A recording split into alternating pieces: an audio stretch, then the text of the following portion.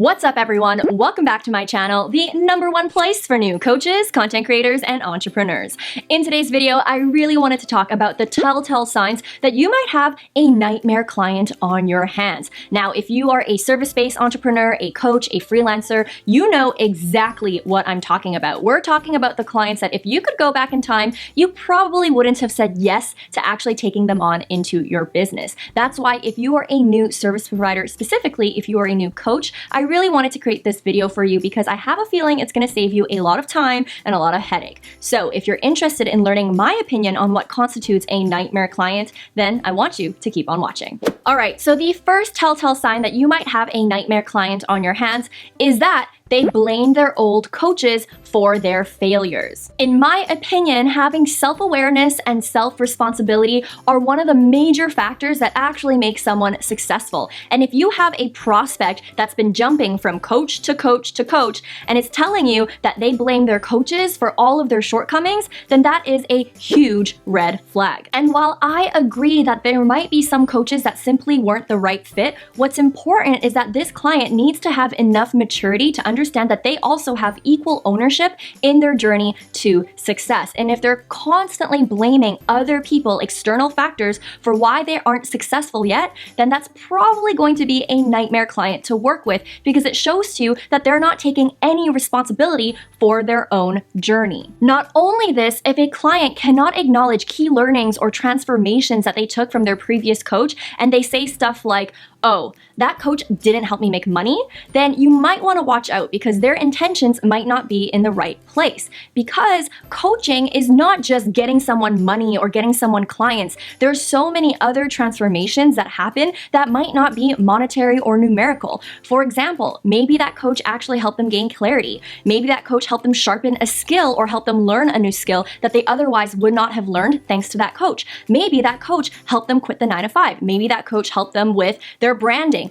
Anything like that that may not be monetary or numerical. That's why it's really important to understand the intentions of your prospective clients and making sure that they're signing up for you for the right reasons and that their expectations of you are very realistic. Now, speaking of expectations, the second telltale sign that you might have a prospective nightmare client on your hands is the fact that they're looking for big results in a short period of time. Unrealistic clients want unrealistic results. That's why it's really important to make sure you are setting boundaries and expectations of what you can and can't do. Trust me, especially if you are a new coach or even a new freelancer or anyone that is in the service industry, I understand that you want to offer and promise the world to your clients. However, that's going to cause a lot of mismatch when it comes to the end result. If you're telling your client and you're trying to bend yourself backwards and twist yourself everywhere to make sure that that client is hiring you by telling them, "Yes, I'll help you with this, I'll help you with that," and over-promising,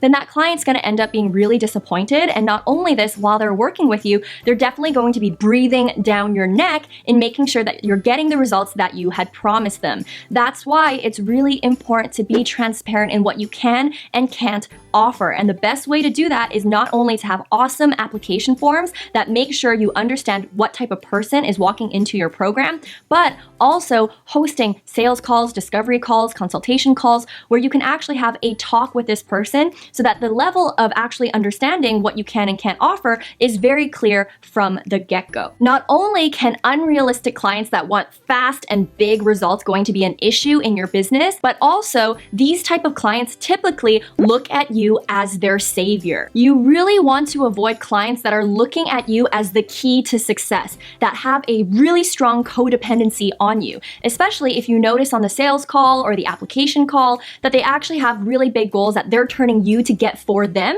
That's going to be a huge issue. Dream clients are the ones that acknowledge that they themselves are their own saviors. However, you as the coach, you are merely their guide. You're giving them the roadmap, you're encouraging them on this journey, but you're not doing the work for them. That's why if you notice a client seems to be really desperate and they're really looking at you to be the key and band-aid solution for all of their problems overnight, then I recommend to you to definitely run run the other way. Not only this, I'm gonna give you a bonus tip, especially to you business coaches out there. You wanna make sure that the clients that you're taking in already have existing skill sets to bring to the table. A big issue that I see is clients that come to you and expect you to teach them everything from A to Z so that they can replicate it and basically be a copy and paste version of you. You really want to make sure that the people that you're taking onto your business are independently unique, and all you're doing is guiding them, not teaching them every single thing that they need to know in order to replicate it back into their own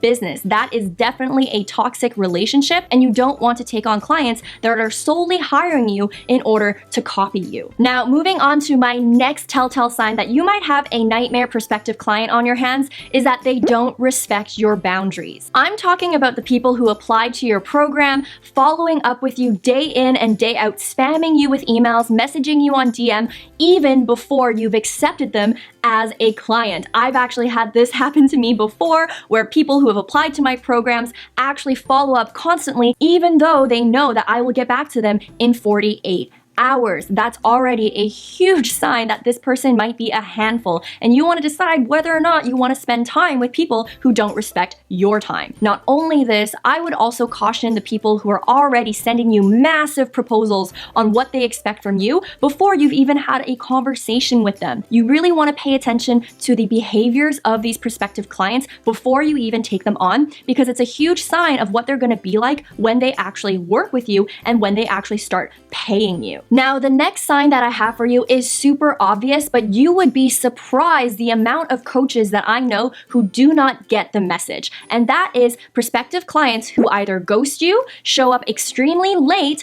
or cancel last minute to your discovery calls. Now, again, I know that this one is super obvious, but you would be surprised the amount of new coaches who just simply let it slide.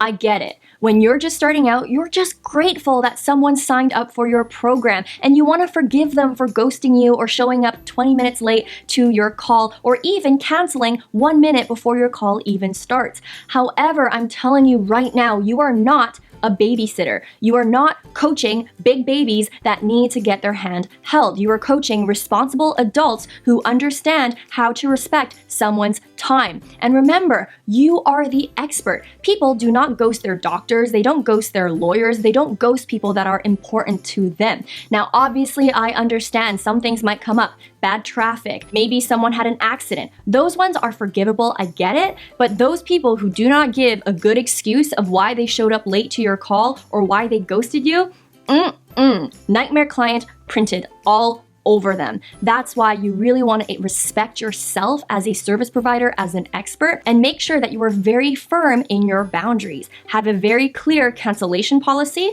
have a very clear late policy. For example, for me, if someone shows up 10 minutes late to a call, I'm done. I cancel the call right away. There's no second chances unless they have a really good excuse of why they showed up late to the call that they had booked and that they could have prepared for weeks before. That's why you gotta make sure that you respect yourself, because you cannot let your prospective clients walk all over you. All in all, if I could give you one wrap-up piece of advice, is that what is most important is that you have a very crystal clear understanding of who your ideal client is. Not only this, you also have to realize that just because someone has money and can afford your services doesn't mean that you have to take them on as a client. Having a really great fit is super important, and also as a business owner, you can control the experience that you have. Don't take clients who are jerks to you. Don't take clients who meet any of these 5 tips or criteria that I just listed. Just because someone has money does not mean that you have to take them on. That is a really big lesson that I actually learned in my own journey that I wanted to at least pass on to you. Throughout this video, I did mention things like sales calls and all of that, and unfortunately, we didn't really dive that deep into it. That's why I want you to hit the notification bell, because in my next video, we're gonna cover all of that. Specifically, I'm gonna walk you through the top mistakes that I see a lot of new coaches making when it comes to sales calls. So if you're interested, make sure you hit that notification bell. Also, if you like this video, make sure you smash that like button because it really does help the channel. In the meantime, while you wait for that video and all the goodness that comes with it, make sure you're also checking out these 2 videos that I have right here. I talk a lot about social media, coaching, entrepreneurship, all the likes of that, so make sure you check out those 2 videos as well. As always, guys, I appreciate you. I hope you guys have a great day, a great week, and a great life, and I'll see you in the next one. Bye, guys!